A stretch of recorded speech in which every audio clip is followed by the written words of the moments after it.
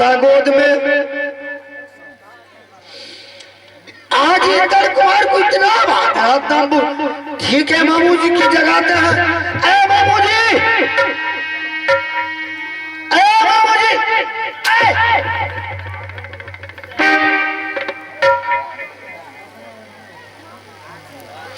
उठिए।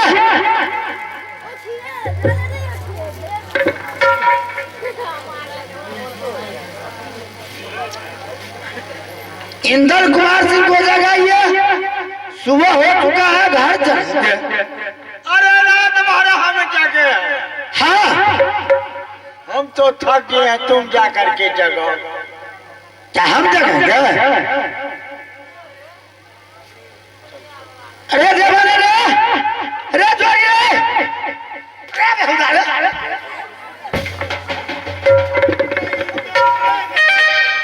उठ रे नुनू रे, सुबह भाग लो रे बाबा। अरे इंदल कुमार सिंह का जगह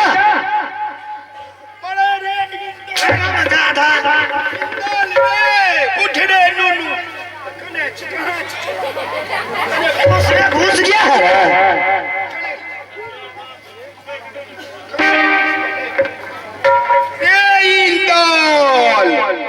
अरे इंदल कुमार सिंह को जगह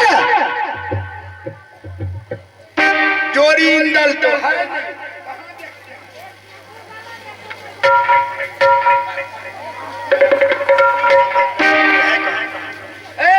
मामू जी कहाँ है इंदल कुमार? सारे गोली मार देंगे, सीधे उड़ा देंगे। आपका ड्यूटी में चोरी हुआ है? नहीं, हम तो सारा रात जगे। रात का ड्यूटी क्या रे? अरे सुनो, क्या कहा करके तुमको गए थे सो बताओ। देखिए हम मामू जी के बोले तो रात का ड्यूटी हमको दे दीजिए। मामू बोला तू बच्चा है, तू सो जाओ, जब हमको नींद आएगा ना तो तुमको उठा देंगे। रात क्या तू सो गया था? हम क्या करेंगे? अब बता दीवाना, इतना बार तुमको कहा करके गए थे इंदल कुमार सिंह सुरक्षित चाहिए। बात नहीं न माना मामू जी। क्या रे, किसके ड्यूटी में चोरी गया इंदल कुमार सिंह रे? अरे हमको टाइम मिला कहा तुमको जगाने? क्या आपको टाइम नहीं मिला था जगाने में? मामू जी का ड्यूटी में चोरी हुआ। सुनो,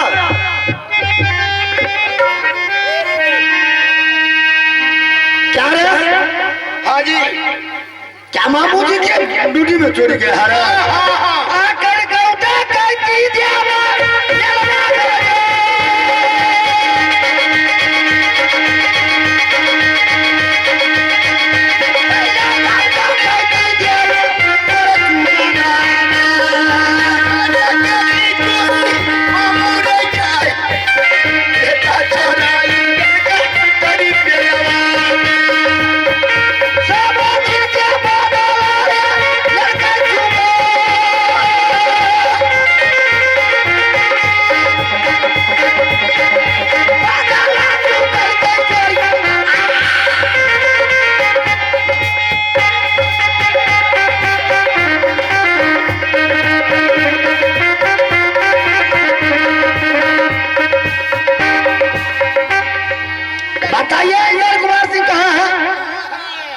घुसा दिया रे।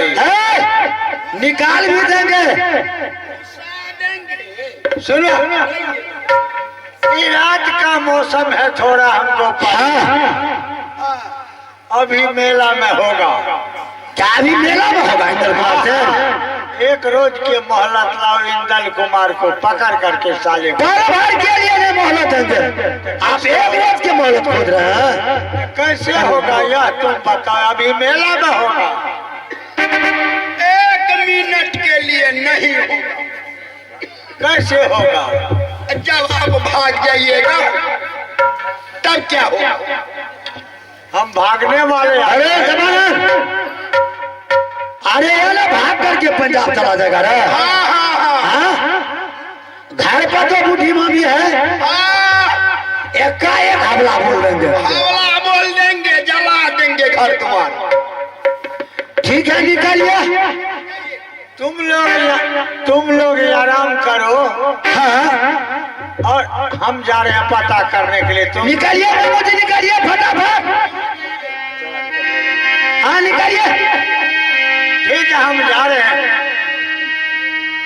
देखो मौका हमको फिर लग गया है। एक रोज अल्लाह को हम कह दिया है साले ऑर्डर नहीं दो, इंदल कुमार बच्चा है, बंद करके घर में बंद कर दो, साला बंद किया ना। अब यहाँ से अल्लाह के पास जाना है, वहाँ साले को कस करके धिक्कार देना। रे साला इंदल यहाँ पर आया है रे, कहेगा नहीं तो साला मेला में होगा। पहले अल्लाह के पास हमको जाना।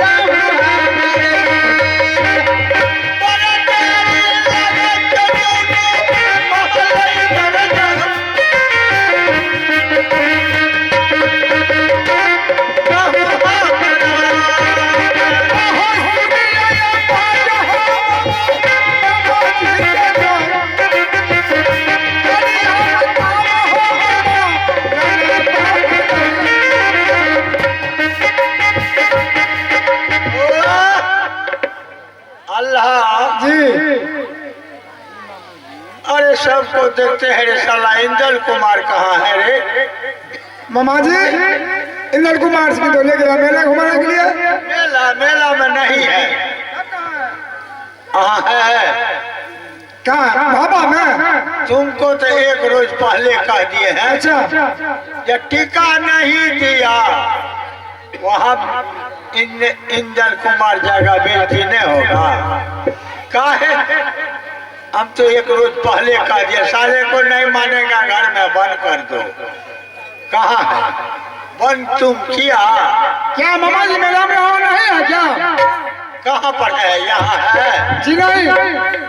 साला काट करके धार में ने फेंक दिया। अरे जब हमको बेटा नहीं है तो भाई साहब को बेटा नहीं रहना चाहिए।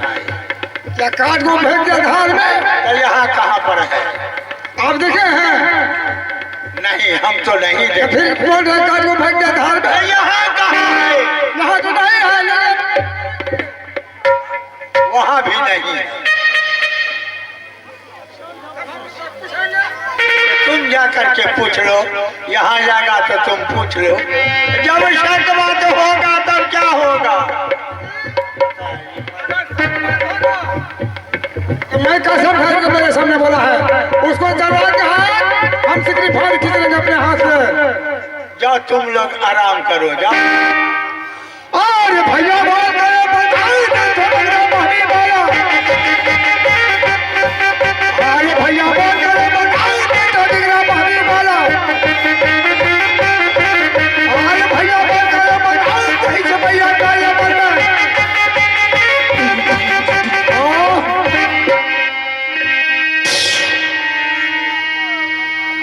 अब यहाँ से रुदल के बताना है।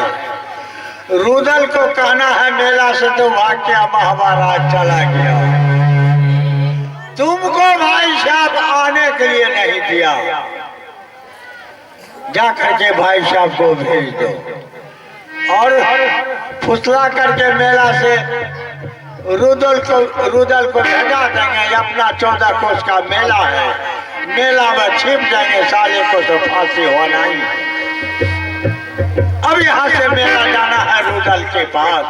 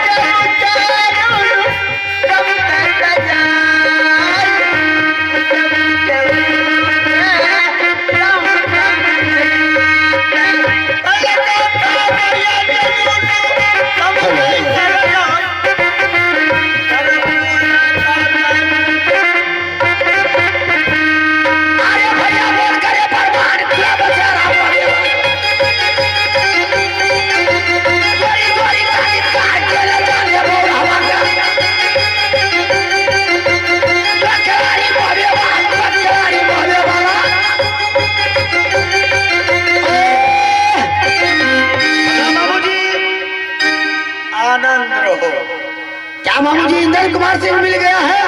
मेला में तो हमको नहीं मिला। क्या इंद्र कुमार सिंह मेला में नहीं है? जब ये मेला से घर से अभी तुमको जा रहे हैं, वो तो क्या हवा किला चले गए थे? मेला में नहीं मिला। हाँ तो हम तुमको घर से अभी आ रहे हैं। साला वहाँ तो साला चाय पी रहा है। क्या इंद्र कुमार सिंह मुहावा किला चला गया है? वो भाग करके महावा चला गया, तुमको भाई साहब आने के लिए नहीं दिया। बोल दिया बच्चा है आ गया, जाने दो भाई साहब को भेज दो, हम क्या करें। देविया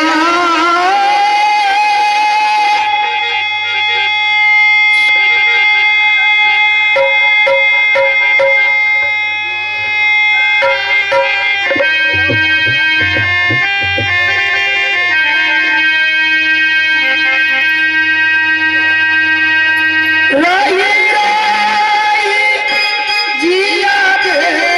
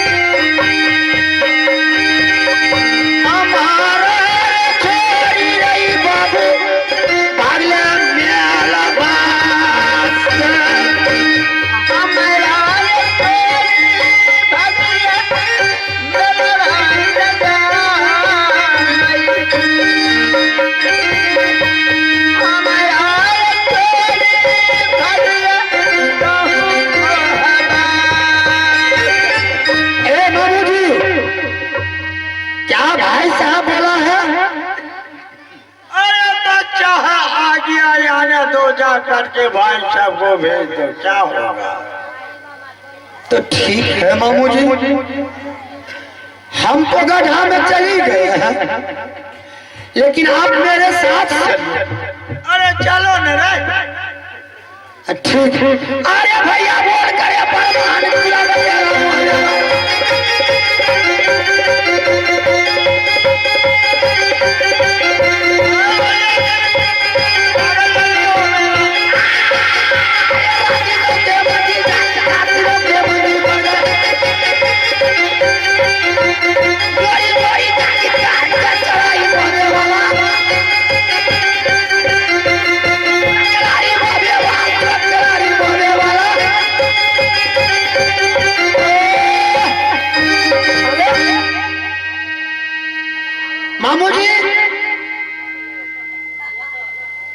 मामू जी तो पीछे से ही भाग गया है।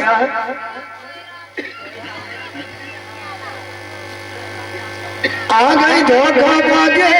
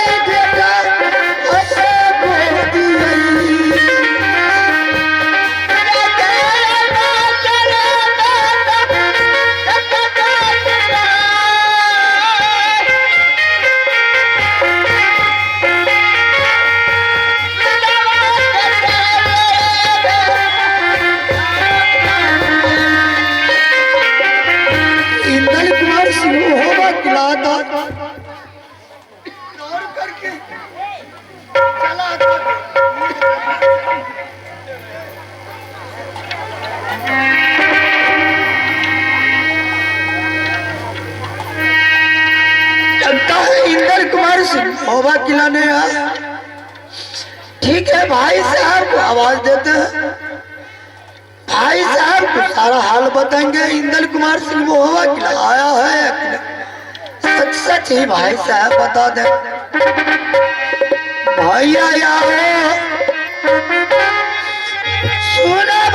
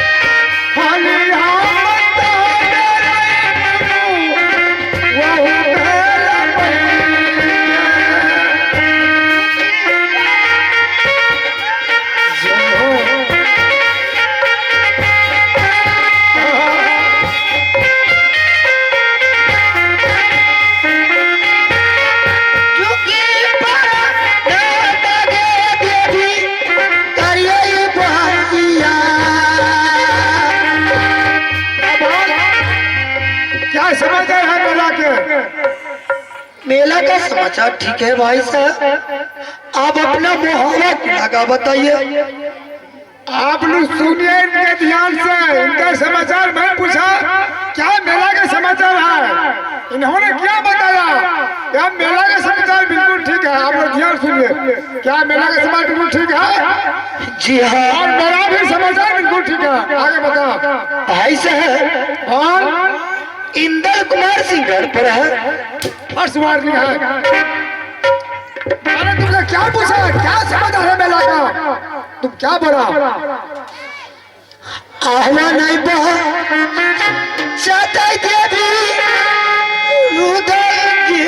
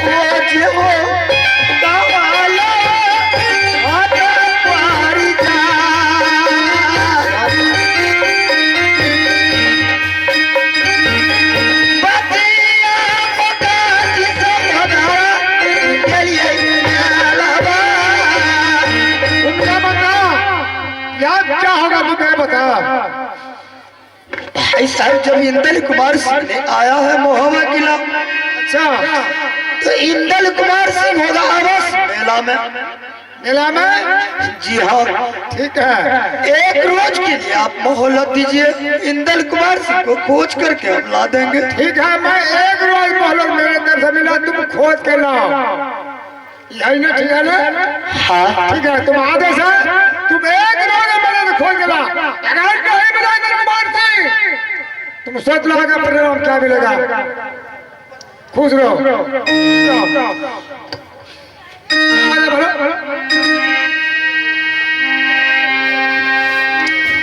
इंदल कुमार सिंह तुमको बार बार कहा करके गया था मेला घूमने के लिए। आ मेला वाला गई गई सरवा, चोरवा बसा।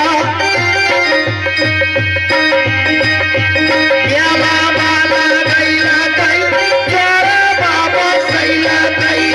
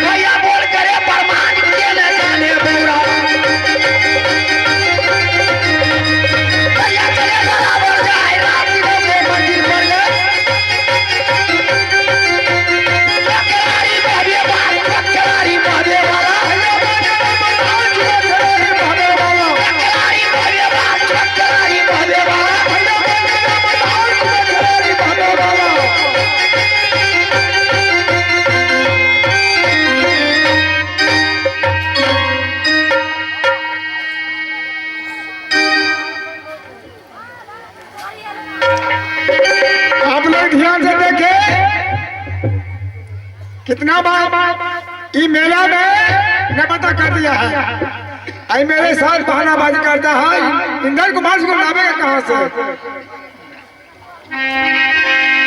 और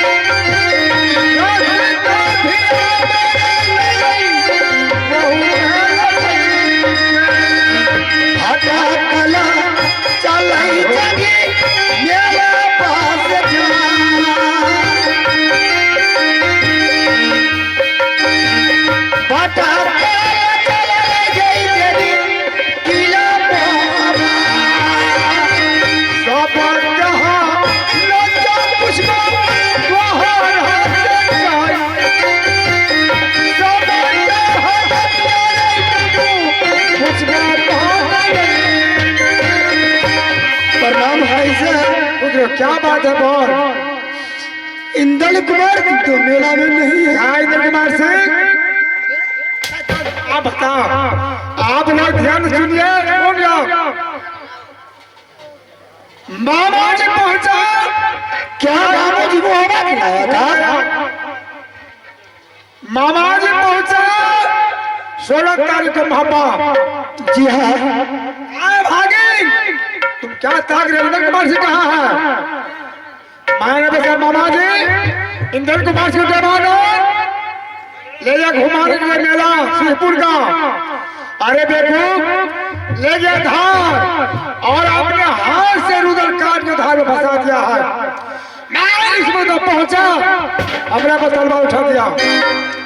बोला मामा जी पहले अपने भाई से पूछेंगे। बात दरअसल क्या है, हम एक पॉइंट में पकड़ लिया। भाई साहब आप तुम बोल।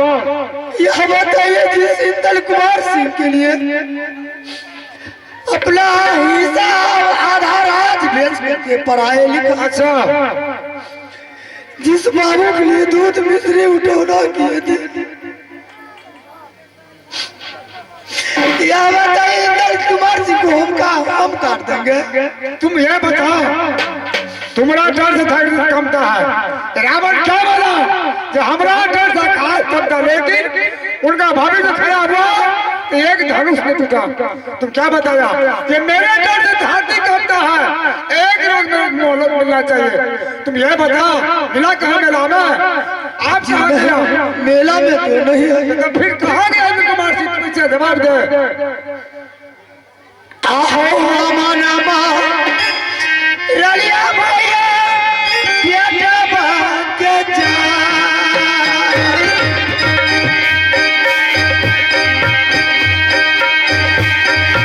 अब मेरी माया सौदारा, अब प्यारा काट चली मेरा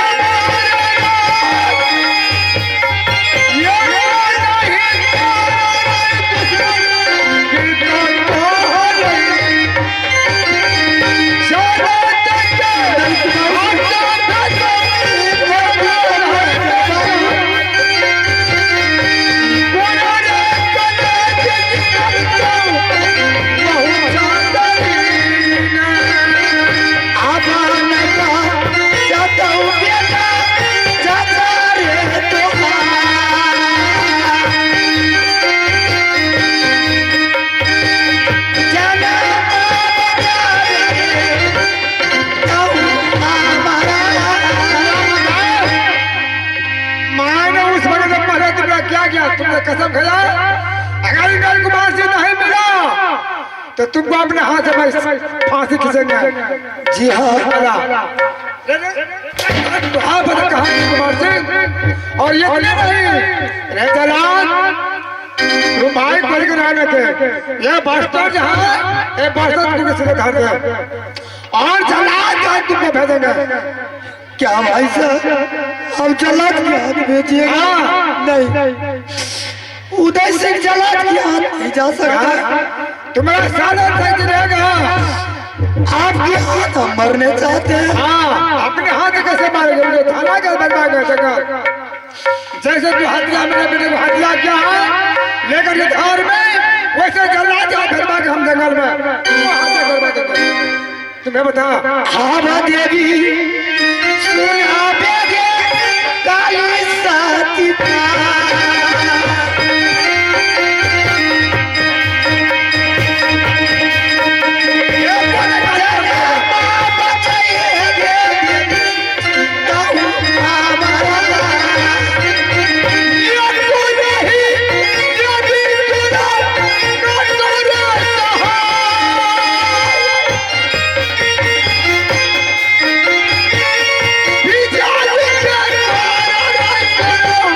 कितना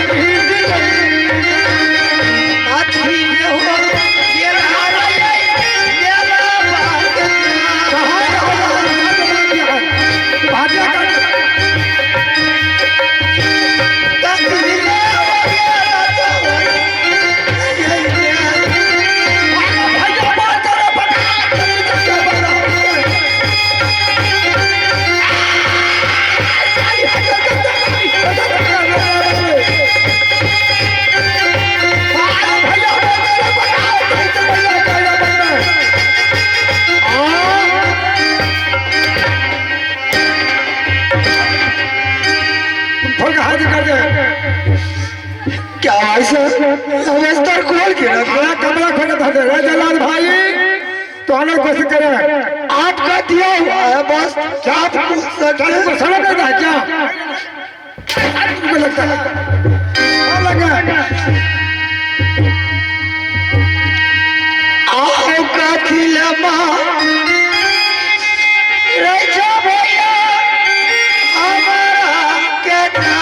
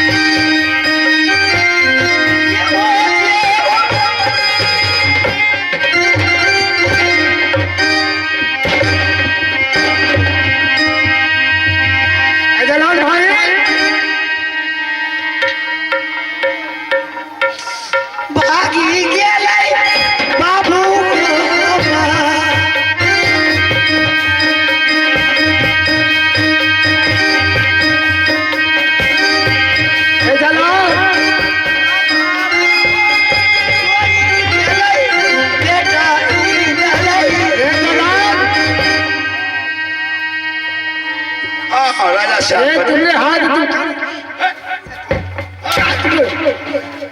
गोसा उठले रहे, हमने तुरंत देख के ये कौन है? ये राजा साहब जी, छोटका राजा। ये छोटका मालिक है।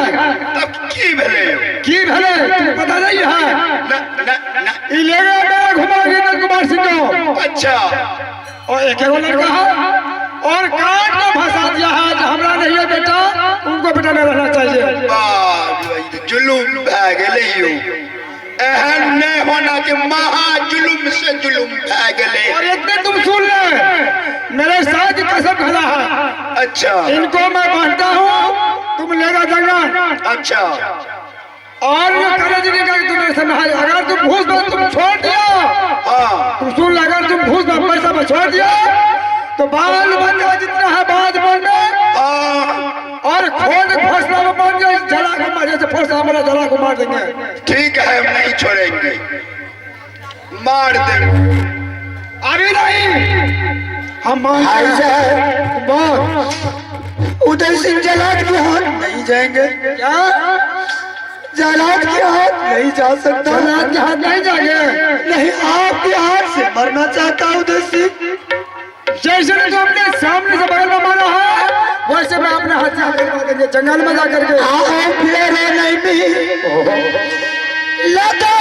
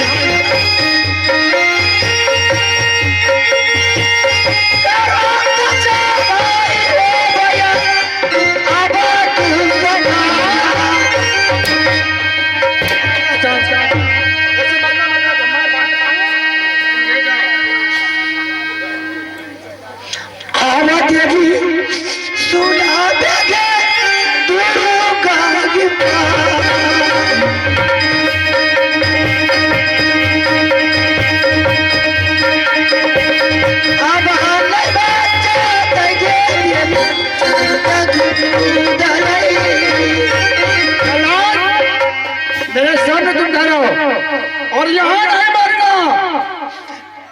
हाँ तुम जंगल में जाओ, मेरे सामने करा।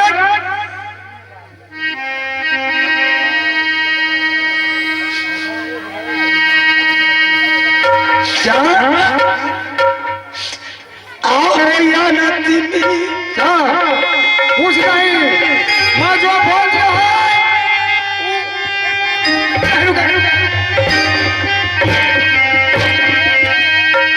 जो बोल दिया है वो नहीं रुकेगा।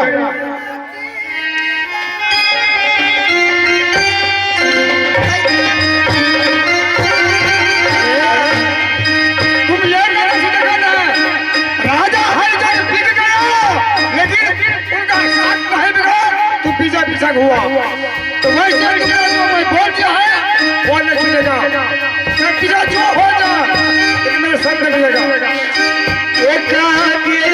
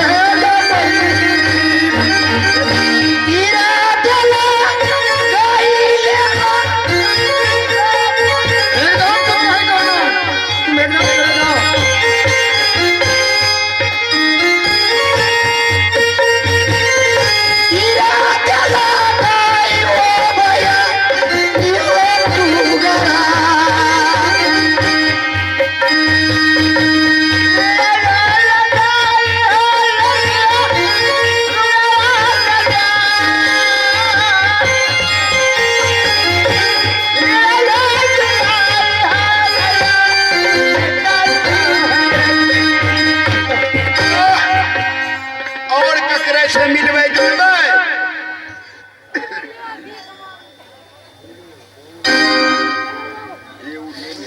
हेलो हेलो हेलो जलाल, हाँ किससे मिलेंगे मोहबा किला में? यह बता, जब एक मुड़ी ठेल के जन्मे थे सहोदर अपना ले हुआ रे, तो दूसरा कौन ना होगा? तो चलो अब जंगल कर, देरी नहीं लगती। दूसरों गांव के नहीं छे हमरा। अरे भैया कहना मान हमार क्या दीवाना हो।